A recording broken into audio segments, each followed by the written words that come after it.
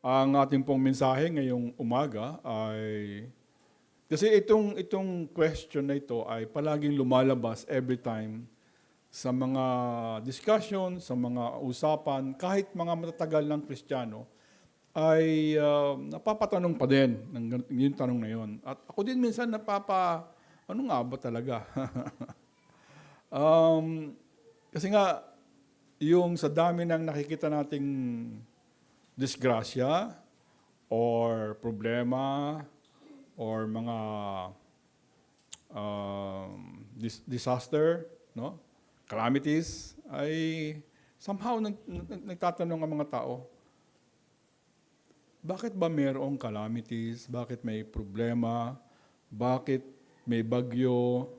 Ito, at alam naman natin, bilang isang mga mananampalataya, bilang mga nag-aaral ng salita ng Diyos, that was because dahil nasira ang mundo because of sin, dahil sa kasalanan. Di ba?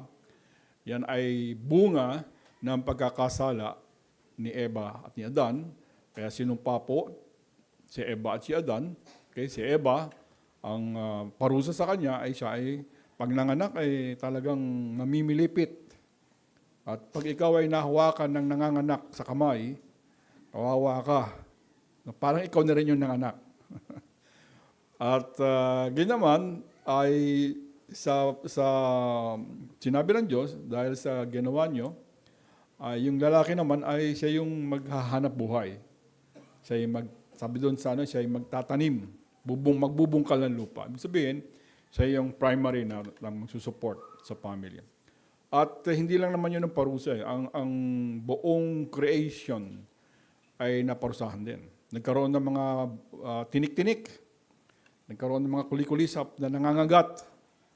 At yung dumating na yung mga bagyo, yung iba-iba pang calamity sa buhay. At tuwing darating yung mga bagyo na yan, ay somehow, ang mga tao, especially, lalo na yung mga taong hindi kilala ang Diyos natin, ang palagi sinasabi nila ay, meron nga bang Diyos?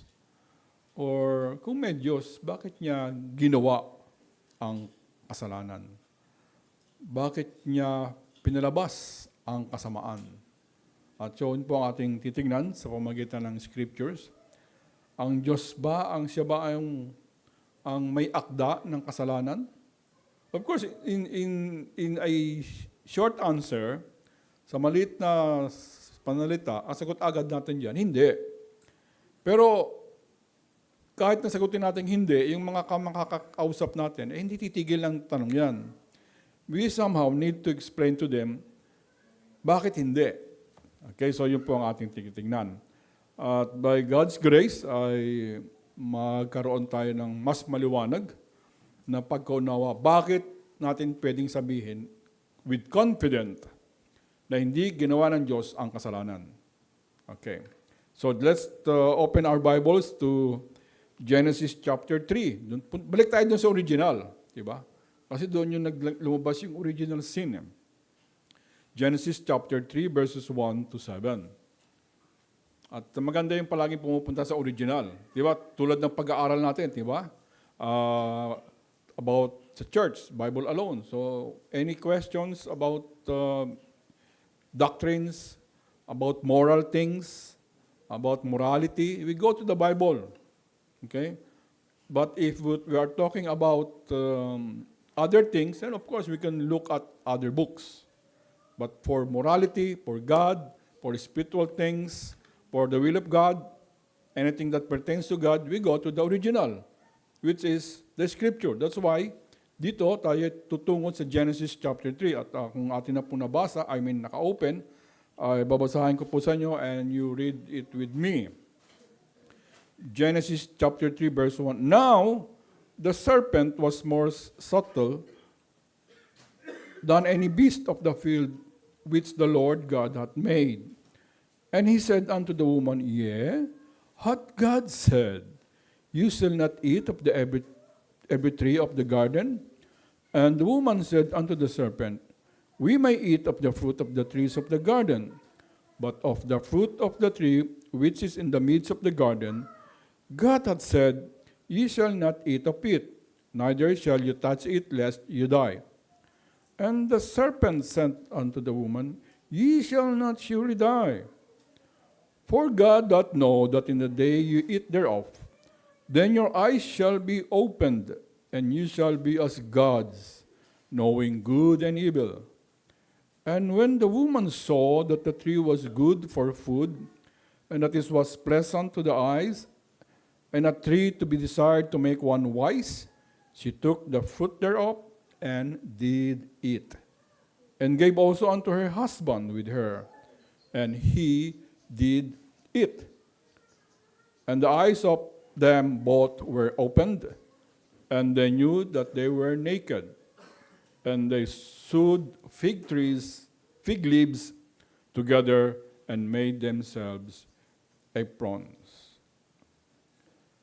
Okay, so marami tayong na-obserbahan. Kahit saang lugar, there is corruption, di ba? Kahit nasa magandang lugar ka pa, no? Meron ka makikitang mga nasisira. Bakit kaya hindi nila ma-maintain yung beauty ng nature? Bakit hindi ma-maintain yung goodness ng mga bagay, no? Palagi may problema. Pero tandaan natin na ayon sa Scripture, ay nilikha ng Diyos ang lahat ng bagay ng maganda. Ang sabi niya, sa kanyang creation, it is good. And on the sixth day, sinabi niya, nung kanyang tinignan lahat, ng kompleto na yung creation, sabi niya, very good. So yun ang alam natin, yun ang sinabi ng Scripture, at yun naman ginawa ng Diyos. The creation was good. So makita doon yung goodness of God, yung kabutihan ng Diyos. Nakikita po natin dyan. Yung kagandahan ng creation ng Diyos ay nagsasalamin sa kabutihan ng ating Diyos. Kaya maganda yung creation, perfect siya, no?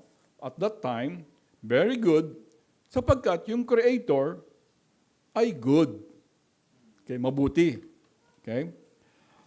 At ito po ay inihayag ng ating Biblia very clearly na on the first day, good. Second, good. Hanggang 6, sabi ng Panginoon Diyos, very good. So we could not, hindi natin po pwedeng sabihin na, ay may kulang kasi. Walang kulang. Anything, everything that is needed for the creation is there. At wala nang kulang. Wala tayong hihingi, walang anumang bagay na nagkaroon pa ng creation muli after that. Dahil ang ating Diyos ay good, He is holy, He is righteous. Ngayon, sa mga schools, of course, marami tayong mga estudyante dito, ay tinuturo hindi yung creation. Ang itinuturo ay evolution. Hindi po ba? Sinasama na ba doon sa curriculum ng school yung could be creation also? Hindi? Evolution talaga? Okay, so kawawa naman kayo mga estudyante kayo. Salamat sa Panginoong Diyos, andito kayo sa iglesia. At ituro natin yung tama at totoong nangyari. No? Okay? So, walang evolution. Sapagkat kung mayroong evolution, diba, sabi doon, ang evolution ay ganito. In a short time, yung single cell, nag-division, nag-divide, tapos ano ba una nangyari? Amoeba, naging mikrobyo, tapos naging jellyfish, tapos naging isda, naging buhaya, palaka, ganyan. Tapos pumunta sa lupa, naging unggoy, tapos naging unggoy, naging tao. So ang problema po doon, mga kapatid, sa evolution, is that merong kamatayan. Yung single cell namatay, o yung mga maliit na hayop, sila yung mga namatay muna yung mga, kasi sabi doon, millions and millions of years bago nagkaroon ng tao. So meron ng death. Ang Diyos, nung siya po nilikha po niya tayo, no, si Eva at Adam, wala pang death noon wala pang kamatayan noon Kaya kung ang creation, ang mundo ay dumating because of evolution, O sinasabi naman ng iba, hindi pinaghalo yan, evolution and creation. Lalong problema yon. Kasi at least sa evolution, outside ng Diyos. Ngayon, iba namang mga Kristiyano sasama nila, creation and evolution, nagsama. Okay. Mas problema mo yun. Kasi, ang nangyayari ngayon doon, since merong kamatayan, dahil because of evolvement, no, dahil nag-i-evolve, then pag namamatay yung mga hayop na yon, then, meron ng death. Ang death dumating lamang after the curse. Okay? Yung kamatayan ay dumating lamang after na magkasala si Eva at si Adan. So, hindi po pwede yung evolution. Kaya, creation po talaga. And when the whole universe, including Adam and Eve, was created, sasabi ng Scripture, it was very good. Napakaganda. Perfect. No? Bakit di sinabing perfect? No? Anything na ginawa ng Diyos, yung good, is that, lagpas-lampas na yun sa perfect. Diba? Sa ating kasing standard, meron kasing sa grading, diba? Good, very good. Pero sa Diyos, pag sinabi niyang good, good yan sa standard ng Diyos, hindi sa standard ng tao. Kaya wag natin sabihin, ay good lang. Ano ka ba? Ano ba ang good sa'yo? Yung sarili mo? Yung sarili mong actions? Yan, yung makarumihan sa Diyos yan eh. Okay, so titignan natin yung good sa standard ng Diyos. At pag sinabi niyang very good, perfect na yan. So yung evolution, or kahit na pinagsama pa yung evolution and God, creation and evolution, pagsamahin man sila, it contradicts God pag pinagsama yan. Sapagkat merong death, merong decay na tinatawag. So, our God, kapag gano'n, kapag tinulak natin na yung creation and evolution, hindi talaga kasi dapat pagsamahin yan, then lalabas doon na ang ating Diyos ay evil. Kasi nagkaroon ng death eh. Diba? Nagkaroon ng death agad. Okay? Pero ang alam po natin by Scripture, God is good and He is the only one that is good. So the question is, ito yung question talaga eh, saan nanggaling yung kasamaan? Saan ba talaga? Yan yung mga, lalo sa mga tao na mahilig mag-iisip, no? Talagang hindi titigil yan hanggat inahalo kayan lahat ng bagay, no? Lahat ng libro, nahalo, titignan. But everybody admits na meron talagang evil. No, wala naman nagsasabi na walang evil. Ang evil ay isa lamang fantasy sa utak ng tao. No, wala nagsasabing gano'n. Lahat ina-admit. Ang hindi lang nila malaman saan nanggaling. But first, of course, ang Diyos ay hindi responsible sa evil. Ang Diyos ay hindi natin pwedeng sisihin ng Diyos. Kasi Diyos, ginawa mo kami, kaya kami nagkakasala. Sana di mo nila kami ginawa. Okay? That is a bad theology. Hindi natin pwedeng sisihin ng Diyos. It started from Adam and Eve, at yun po ay ating nakita. But first, tingnan po natin sa point number 1, doon sa creation, balik tayo sa creation. Point number 1 is that God created everything good. Lahat ng kanyang nilikha ay maganda. Lahat ng kanyang nilikha out of His word, no, salita lamang, lahat po yan ay maganda. Walang kulang, walang sablay. No? Tayo ay gawa tayo ng gawa lahat ng bagay, pero makita mo may sablay pa din tayong kahit na gaano ka nakabisa o ka-eksperto sa yung ginagawang sa yung field, ano? Meron ka pa rin magagawang problema eh. No? Kaya nga ang mga doktor minsan pagka pupunta tayo, 'di ba? Ka-espesyalista na 'yan, specialist na. Pagka meron siyang konting duda sa kanyang diagnosis, kailangan kuha ka ng second opinion. So pupunta ka na naman sa kabilang specialista, gastos na naman 'yun, 'di ba? Ang Diyos walang ganon. Nung siya nag-start ng creation, it's perfect. Wala na siyang kinonsulta. Ano sa palagay mo? Okay ba to? Tama ba to? O baka kulang pa to ng konting palitada, palagay mo. Walang ganon, ano? Ang Diyos natin, ng channel ka, it is good. And it is very clearly stated in the Scripture. 1:31 of Genesis said, And God saw everything that he had made, and behold, it was very good. And the evening and the morning were the sixth day. The first day, ano ba nilikha ng Diyos? Light. Diba? Light. Tapos second day, yung firmament or kalawakan. So merong liwanag muna. Second day, kalawakan na nasa gitna ng, yung kalawakan na yon ay napapagitnaan ng tubig. Tubig sa taas at tubig sa baba. Yan, mahirap explain yan. Pero buti nila, meron tayong pananampalataya. Kaya, pag sinabing ganon, yes, Lord. Okay? Pero tinawag niya na yung kalawakan na yon ay langit. Okay? The third day, lumabas na ngayon yung dry land mula dun sa tubig. So nagkaroon na ng mga patag, kabundukan. So yung dry land ay lumabas sa tubig. Ano? Yan ang sabi sa scripture. At kasama doon yung, of course, yung mga herbs, yung mga paminta, mga sili. Kasama yun siguro, herbs ang sabi. Ano? At saka mga halaman, kasama na doon sa third day. At saka, of course, fruit-bearing trees. Sa third day yon. Okay. And then fourth day, lumabas yung, nilikha ng Diyos yung araw, buwan, at mga bituin.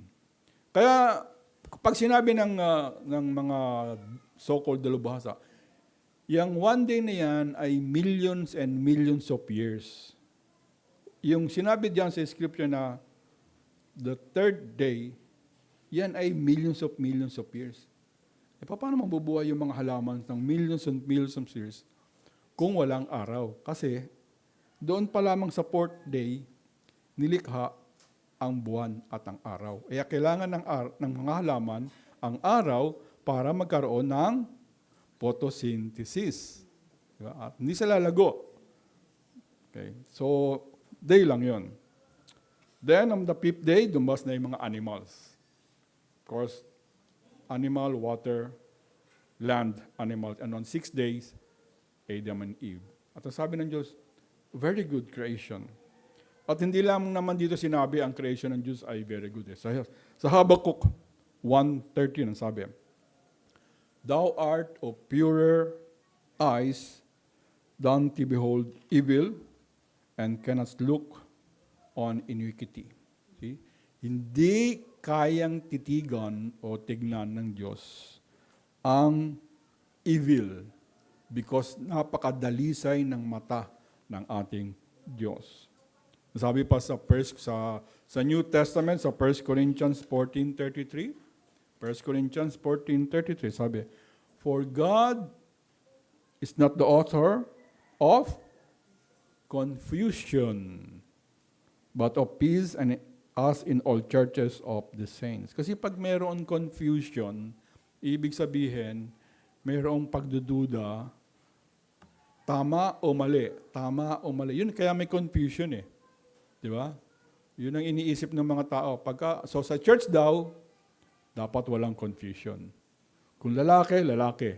Kung babae, babae. Okay? Wala bang confused sa inyo? Pag may confused, nako, lagot kayo. Okay? So, wala daw confusion. In other things, you may be confused. But God is not the author of that confusion. Yan. So, kita natin how great, how holy, how righteous is our God. Ito pa. Paano saan nanggaling yung testing? Bakit ako tinutukso? Bakit maraming tuksuhan? Sasabihin ko na sa inyo, noong kami ay nasa Coron, sabi ko nga, sinabi ako sa akin ni Sister Luz, kamusta ako Coron? So sabi ko, maganda siya, pero pag sa mga old, sa bangka ka lang. Kasi it's more of diving. Hindi naman kami makakapag-dive. And also, huwag na kayong pumunta doon. Kung pupunta kayo, group. Para wala kayong kasamang ibang lahi. Okay? Dahil pag nagpunta kayo doon, may kasamang ibang lahi, lalo na yung mga westerners, ay mata mo dapat pikit mo na lang. Okay, so sabi ng 1 James 1:13, Let no man say when he's tempted, I am tempted of God. For God cannot be tempted with evil, neither tempted he any man. So, ang Diyos natin, because His eyes are pure, cannot behold evil, okay, He will not tempt us. He cannot be tempted, and He will not tempt any man. So, kasi nga, in temptation is to produce evil on us. So, hindi gagawin ng Diyos yan. And ang climax of this, na makita natin na ang Diyos ay banal, therefore, yung kanyang creation ay good, maayos, ay yung proclamation ng mga angels sa Isaiah chapter 6. Ano yung proclamation ng mga angels doon? Sabi doon, Holy, holy, holy. 3 times. Nakabanalan. Bilang nyo, banal na, sa ating mga tao, pag sinabing banal, talagang yuyukuan ka ng mga ng mga tao. Pangalawang banal. Ako, Diyos lang yun. Pangatlong banal, sa Diyos lang talaga yun. Sa tao, wala yun. Okay. Sabi pa sa Psalms 5:4, For thou art not a God that hath pleasure in wickedness, neither shall evil dwell with thee. So makita natin sa mga verses na to, na ang Diyos natin ay could not create anything that is evil. Because sa kanyang katangian, no, na siya ay banal, righteous, holy, okay, He cannot behold evil, okay, He cannot be tempted with evil, He will not tempt us with evil. Therefore, ang kanyang creation ay very good. He did not create evil at all. Kasi nga naman, ang evil, hindi naman yan kasamang nilikha eh. It's not something, yung evil, I'm talking about evil, yung kasamaan, not Satan, okay, not a devil. I'm talking about yung evil things na nangyari. Yung evil things niyan, hindi naman yan nilikha ng Diyos, wala namang kasama talaga sa creation yan. Okay? Yan ay lumabas saan? Mula sa creation, mula sa creatures, okay? Mula sa mga nilikha. Doon nang galing yung evil. At titingnan natin yan paano. Hindi rin yan, yung evil is not just a force na lumilikot-ikot dyan, okay? Na parang bang dadapo sa'yo. Evil spirit yun. That's not what I'm talking about. Okay? Isa pa, no, sa mga nagpupunta ng malalayong lugar, kay auupa ng mga rented house or Airbnb, sometimes may mga lumilipad-lipad doon na kung ano, pero as a Christians, di mo makikita yon. Pero sa iba, sasabihin nila, meron. Okay, sano lang yun. So, evil is not created because ang nilikha ng Diyos ay all good. Okay. Ang kasamaan, ito. Ang kasamaan ay kawalan ng kakayahang makasunod sa utos ng Diyos. Ang kasamaan ay kawalan ng kakayahang makasunod sa utos ng Diyos. So, kapag may utos ng Diyos at hindi mo nasunod, yun ay kasamaan. So, not necessarily na kailangan mo pang makakita ng picture na may sungay, evil. No, hindi na yun. No? Basta hindi ka lang sumunod sa utos ng Diyos, kasamaan na yun. Ayan. Kaya nga sabi sa Romans 3:23, For all have sinned and come short of the glory of God. Yun, yung come short of the glory of God, ibig sabihin po nun, wala kang kakayahan na sumunod sa kanyang utos. Yun yung come short of the glory. And that is equal to kasamaan. Okay? That's why tayong lahat ay makasalanan. Wala tayong kakayanan Wala tayong kakayahan, wala tayong ability to obey. Wala tayong lakas para sundin ang kautusan ng Diyos. That is why, sabi sa lahat sa atin, come short of the glory of God. So yun yung kasamaan. Yung walang kakayanan talaga sumunod Hindi lamang sa ayokong sumunod. Okay? Yung mga bata, sinasabi ngayon, okay, mengay. Meron silang kakayanang sumunod. Kakayahan.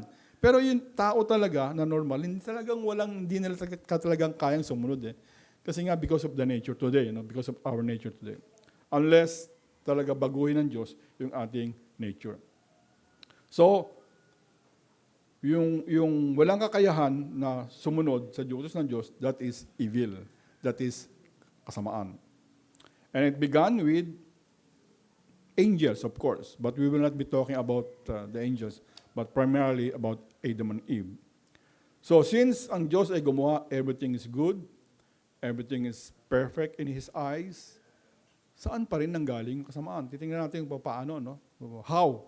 Kasi meron naman siyang, somehow, no? Meron naman siyang, in our understanding, makikita natin yung process kung paano. Okay. So the point number 2 is, since God did everything, ang likha niya ay everything is good, so we can confidently say that God is not the source of evil. Okay? So God is not the source of evil. During the time na si Eva, si Adan ay nagkasala, God was not present at that time. Okay? Physically, no? Wala ang Diyos doon. Hindi rin nila kausap ang Diyos doon. Ang nag-uusap lamang doon ay si Eva at yung serpent, and then later on, si Adam. Hindi bumubulong ang Diyos, huwag mong kainin yan. Okay? Wala sa doon. Kaya yung decision na ginawa ni Eva, ni Adan, ay all of their own. Kaya hindi pa pwede sisihin ng Diyos. Although ang God is omnipresent, alam natin yan. Pero hindi niya sila sinasabing pinipigilan o hinawakan yung kamay ni Eve o kaya naman ay tinulak si Eve para magkasala. Walang ganon. Okay? So don't blame God. Huwag natin sasabihin na kasalanan ng Diyos. Nga tingnan natin yung proseso, paano sila nagkasala. So let's go back to our scripture. Sabi doon, sa verse, sabi nung Ahas, sabi nung Ahas sa woman, "Yea, hath God said, you shall not eat of the every tree of the garden? The woman said unto the serpent, we may eat of the fruit of the trees of the garden." Okay. Doon sa sagot ni Eve, makita natin na siya ay mayroong talino. Bakit? Kasi naalala niya yung sinabi ng Diyos. Actually, hindi naman sinabi sa kanya ng Diyos yun Sinabi kay Adam yun So si Adam, most probably, ang nagsabi sa kanya. Pero naalala niya. So si Eve ay mayroong talino. So that's what we will look at it now. Ito yung proseso Una, ang creation, Adam and Eve ay mayroong talino. Meron silang intelligence. Kasi nga naalala niya yes, sabi ng aking asawa at sabi ng Diyos. Yun ang sabi ng Diyos. Ano pa masakit natin dito? Kasi nga sabi sa Genesis 2:16, diba? "And the Lord God commanded the man, saying, Of every tree of the garden thou mayest freely eat, but of the tree of the knowledge of good and evil thou shalt not eat of it, for in the day that thou eatest thereof, thou shalt surely die." So naalala, alam ni Eve na talagang mamatay siya pag kinain niya yun. Diba? Kaya nga sinabi niya, tama. Sinabi ng Diyos yan. Sabi niya. Pero of course, si Satan yung serpent sabi nga doon, tuso Nag-follow up pa siya ng question So, tama naman sinabi di ba? Kasi yung tanong niya, pinagbabawalan ba kayong kumain ng bunga? Hindi, sabi niya. Meron pa siguro si Eva, Hindi, ang alam ko, pwede kami kumain kahit mali. "But of the tree which is in the midst of the garden, God said, you shall not eat of it, neither shall you touch it, lest you die." So, si Eve at si Adam, meron silang intelligence. Because binigyan sila ng commandment. Kasi hindi ka mabibigyan ng commandment ng Diyos kung ikaw ay deadma, kung ikaw ay bato na hindi nakakaintindi. Di po ba? Kung ikaw ay isang block of stones, hindi ka utusan ng Diyos. Huwag kang kakain ng bunga, hindi nga makaka-respond yun. Unless buhayan ng Diyos yun. But of course, yung bato pwedeng pasigawin ng Diyos ng hallelujah, Hosanna. Pero hindi yun ang ginawa ng Diyos tao sinasabi natin dito. So, okay? Binigyan ng commandment ang Diyos. Sila. And they understood it. So meron silang intelligence. And by the way, basta sinabing commandment of God, ito, maganda ng kanta ito, di ba? Kinakanta natin ito sa Psalms 19, 7-11. Di ba? Sabi doon, the law of the Lord is perfect, converting the soul. The testimony of the Lord is sure, making wise the simple. Napakaganda. Di ba? Napakagandang awitin to. Pero maganda rin tandaan na yung commandment ng Diyos, it gives life. It is life. No? And it reflects also kung ano ang Diyos. Kasi sabi pa dito, the fear of the Lord is clean, enduring forever. The judgment of the Lord are true and righteous altogether, because our God is righteous. Kaya ang kanyang pagpapasya ay righteous. Okay?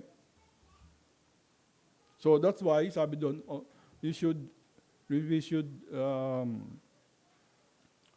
desire yung lahat ng righteousness ng Diyos. So, we have seen, meron talino si Adam. Ngayon, nagkasala na si Eve. Halimbawa, nagkasala na siya. Nagkasala na siya. Tapos, lumapit siya kay, sabi doon sa scripture, lumapit siya kay Adam at ibinigay, at si Adam din kumain. Ano ba? Si Adam ba nun bulag, tutulog? No? Hindi. Alam niya yung commandment. Siya pa nga yung nagturo. Siya pa nga yung Bible study leader kay Eve. Di ba? Kaya mga Bible study teacher, dangerous kaya danger. Nagmamasad ang mga estudyant natin. So siya pa yung pastor din ni Eve. Tapos, nung binigay sa kanya ni Eve, alam niya masama ito So matalino din siya In fact, pinangalanan niya lahat ng mga hayop diba? So matalino din si Adam. So, yun ba ang problema? Yung talino ba ang problema? Hindi naman yung talino ang problema No? Hindi yung talino. Okay? Ang utos naman ng Diyos sa kanila is very, very clear. Maliwanag. Huwag kayong kakain ng puno na nasa gitna. Okay?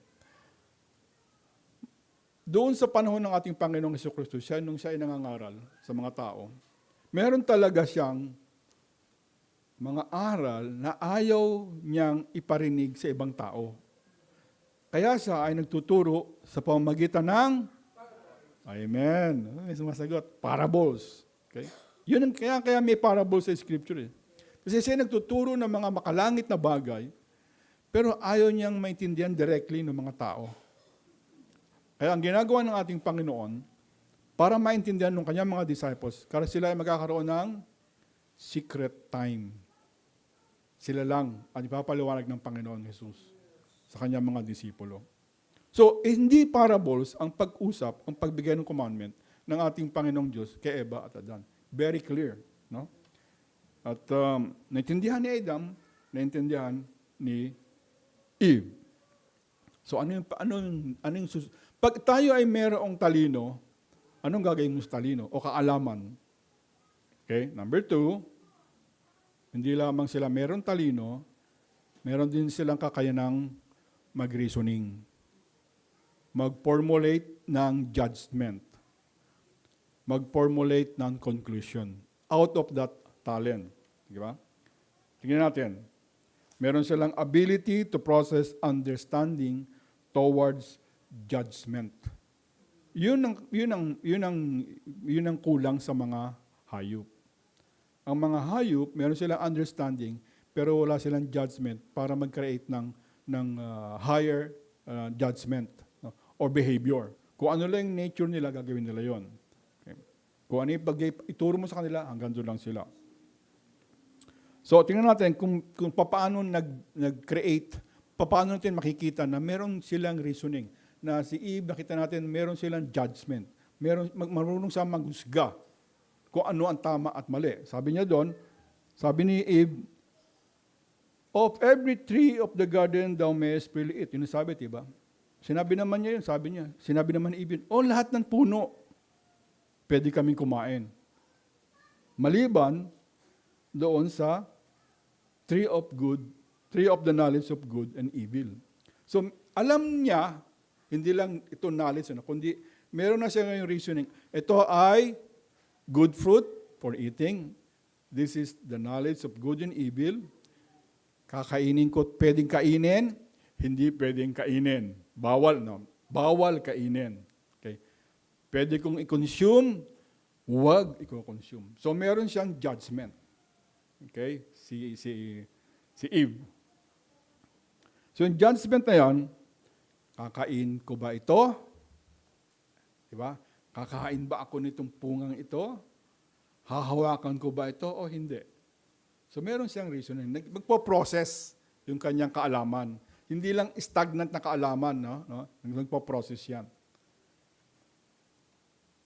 But of course, tapos ito pa ang conclusion niya. Ito pa yung gumagana yung kanyang pag-iisip. Sabi niya, he saw the tree was good for food. Uy, magandang kainin ito.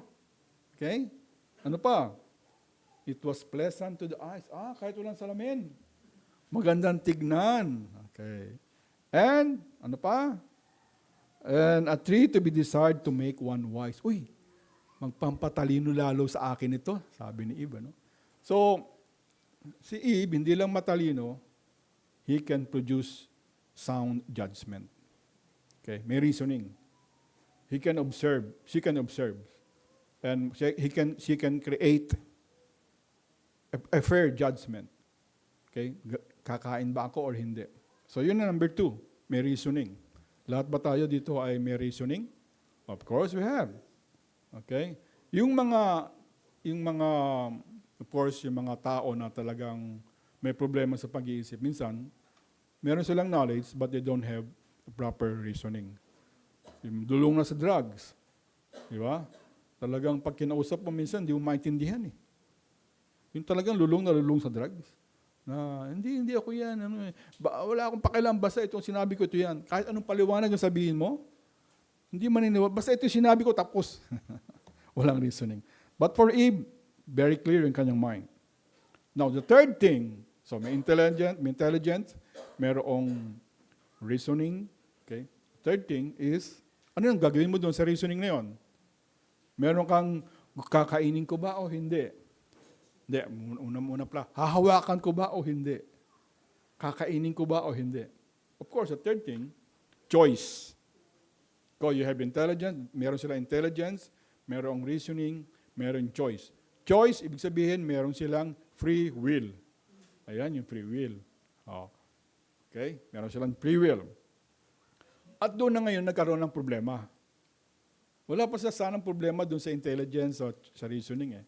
Pero of course, kasi nga, kung ano yung mabigat sa iyong pagtatansya na ano ba talaga yung magandang resulta ng aking reasoning, yun ang gagawin ng tao eh. Okay? But for her, sabi niya, masarap kainin ito. And ang ginawa niya, she took the fruit thereof and did eat. So, kinain niya. So, mga kapatid, doon makita natin na, and at that time, from that time on, lumabas na yung kasalanan. Dahil sa pagsuway sa utos ng Diyos.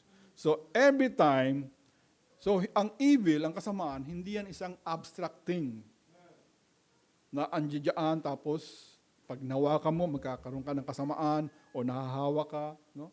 It's always, as we saw it here in Genesis chapter 3, just disobedience, lalabas ang kasamaan. And yet, from all the creation, nakita natin, it was very good. Pero doon sa pagsuway ni Eva at ni Adan, lumabas ang kasamaan. And after ng kasamaan, curse. Di po ba? Sige, bakit kaya kinain ni Adam? No? Kasi alam naman niya utos ng Diyos. Siguro nag-reasoning din siya sa sarili niya eh. Ay, hindi naman namatay yung asawa ko eh. Buhay pa siya, lakad-lakad pa siya, may dala pa siyang bunga, siguro, no, sabi niya, di bale, till death do us part na lang siguro. O kaya, in sickness and in health, sige, kakainin ko na rin yan. No? So at least, meron din siyang, hindi siya punuwersa. Kainin mo to kasi kinain ko to eh. Kainin mo to ha? Hindi. So nag-formulate din siya ng kanyang reasoning. At ang action din niya ay kainin.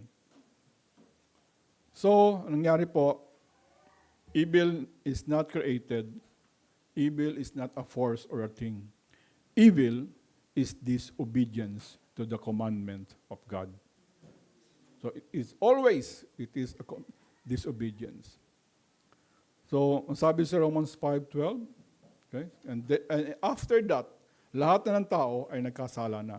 Ang sabi sa Romans 5:12, wherefore as by one man sin entered into the world, and death by sin, and so death passed upon all men, for that all have sinned. Di po ba? Kahit yung bata. Okay? Yung bata, cute. Pag ginagawa niya lahat ng bagay, bata kasi. Pero pag yan ay tumanda-tanda na at ginagawa pa rin niya yung kasalanan, hindi na cute yun. No? It will also result into death. For the wages of sin is death, but the gift of God is eternal life through Jesus Christ, our Lord.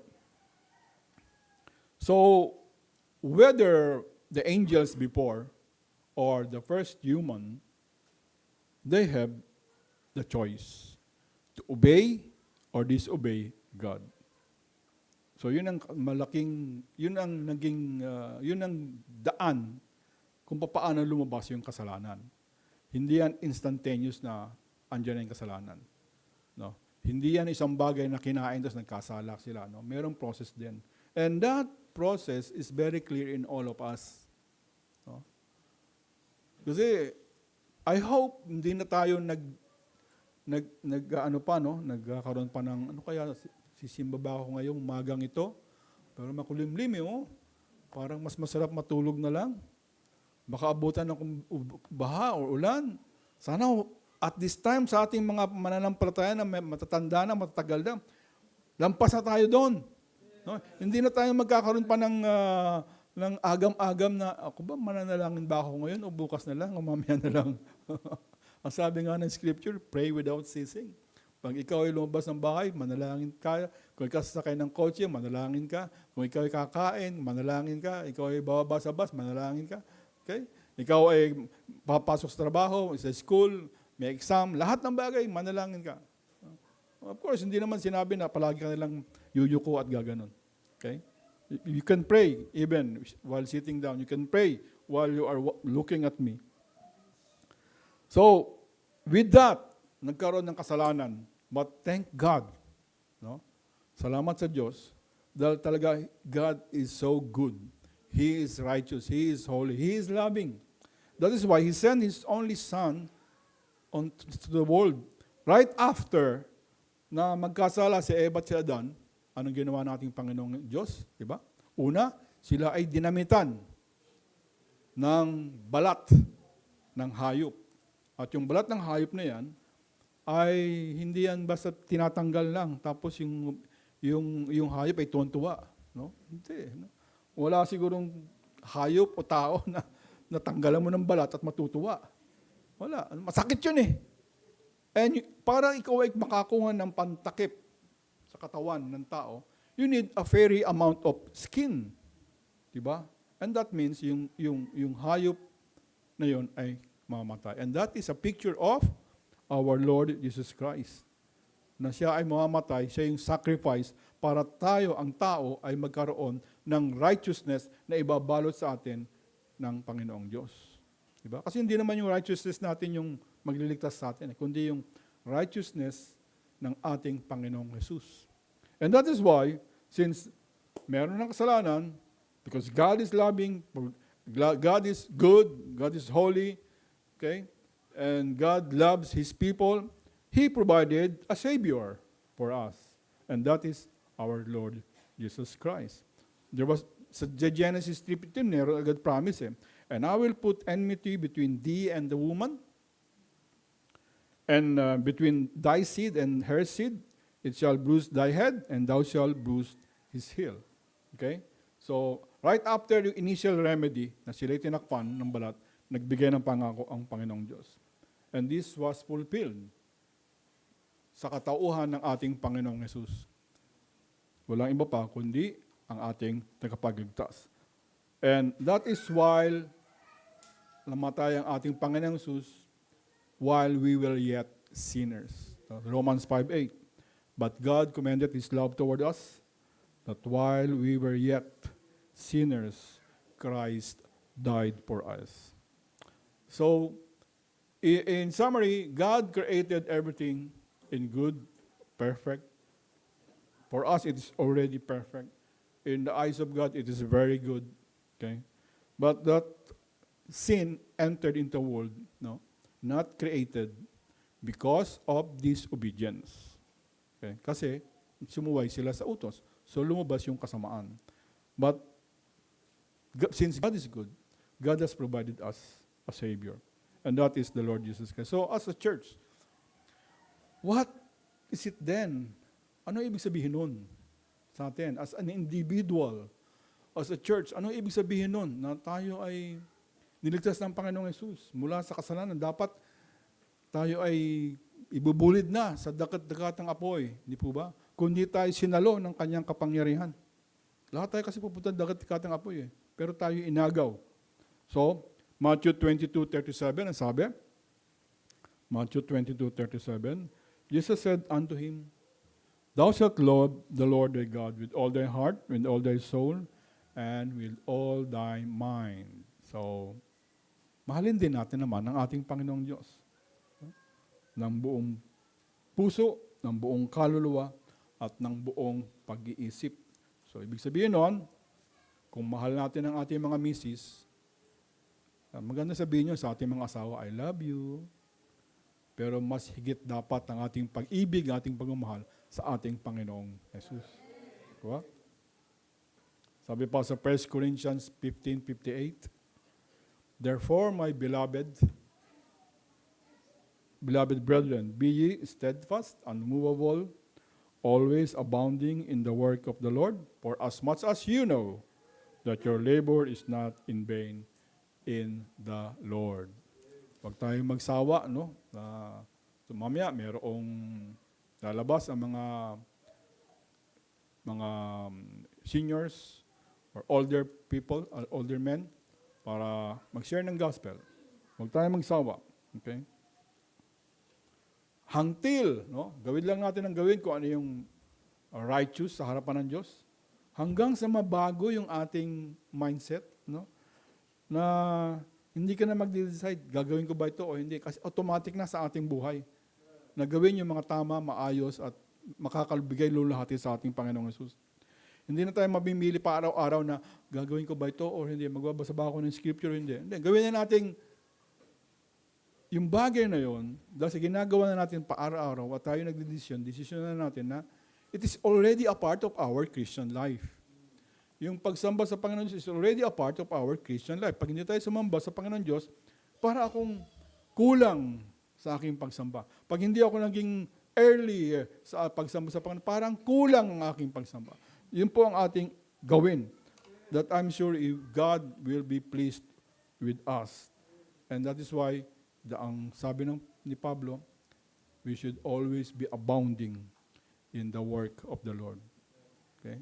Because God has saved us from the penalty of sin. Okay? Thank you. God bless us all.